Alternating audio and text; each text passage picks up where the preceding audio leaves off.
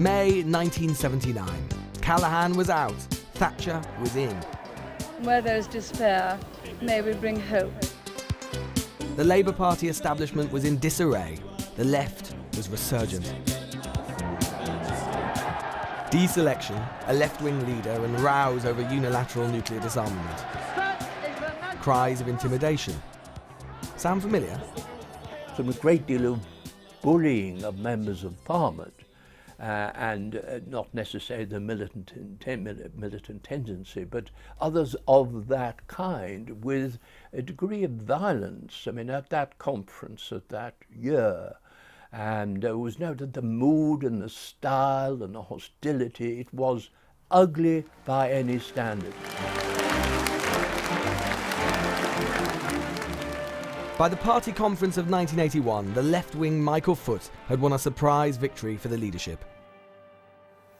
Good evening. At Labour's special conference at Wembley today, historic decisions and a major surprise. For the Labour right, led by the Gang of Four, the fight had become too much to bear. In the party structures, one of the main ones was, of course, deselection.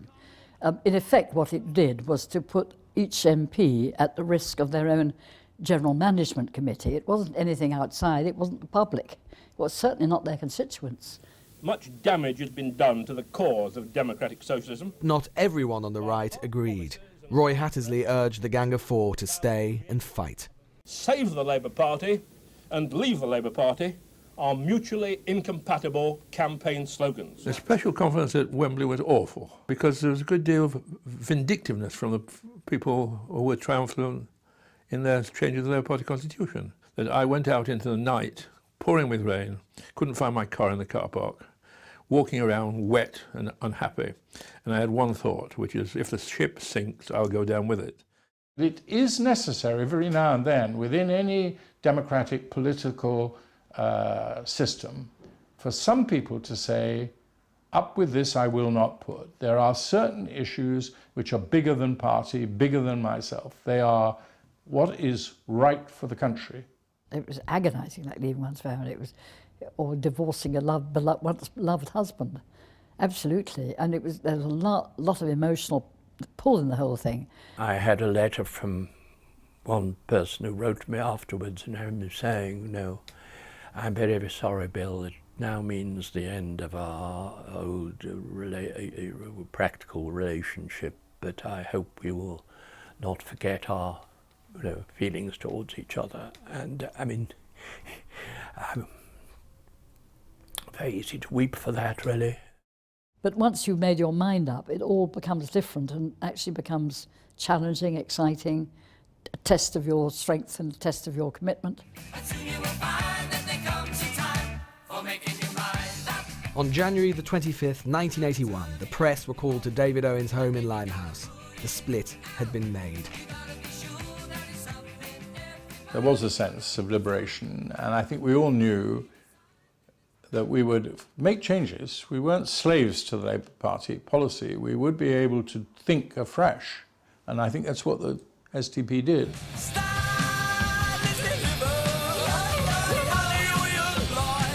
Before long, the SDP was soaring high, polling over 50% in opinion polls. Next day he came a liberal activist.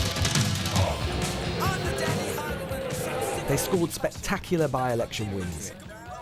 Visiting the people in Portland. Roy Jenkins noted in his diary that he thought he might at last become Prime Minister and break the mould of British politics. There comes a time when you cannot, your life would be a living hypocrisy. And that's what's wrong with Mr. Healy and Mr. Hattersley, when you advocate policies, major policies you don't believe in. 2 words brought it all to a shattering end, and that was called the Falkland Island. The Falklands War gave Margaret Thatcher an enormous boost. After all the hype and the hope, the 1983 election was a bitter disappointment. Although the SDP Liberal Alliance took 25% of the vote, nearly overtaking Labour, the SDP took a paltry 6 seats.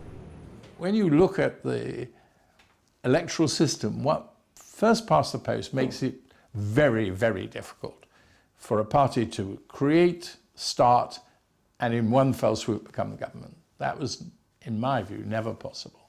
We had to build it up, and we had to build it up by taking Labour votes, and we had to smash into Labour in the '83 election because they deserved to be smashed into. And the failure to do that was namby-pambyism, really. I don't think the SDP bore part responsibility for the defeat. I know it did. The surveys all confirm it did. It had two effects.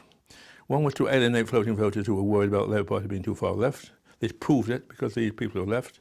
They split the vote, and they had a general debilitating effect on the party in general, a feeling that we weren't doing as well as we should do. We'd lost good comrades. There's no doubt at all that they had an effect, and they have more responsibility for Mrs. Thatcher than they're prepared to admit. The SDP had peaked. For the next 5 years, as Labour recovered and drifted rightwards, the party began to decline, before eventually merging with the Liberals. David Owen fought on alone.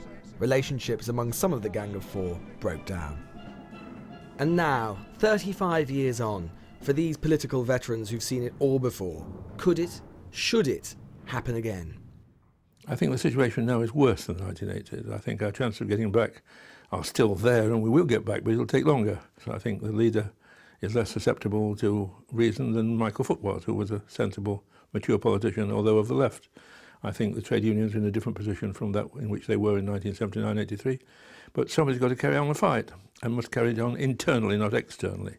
The lesson of the Gang of Four is you don't win by leaving, you win by staying and fighting.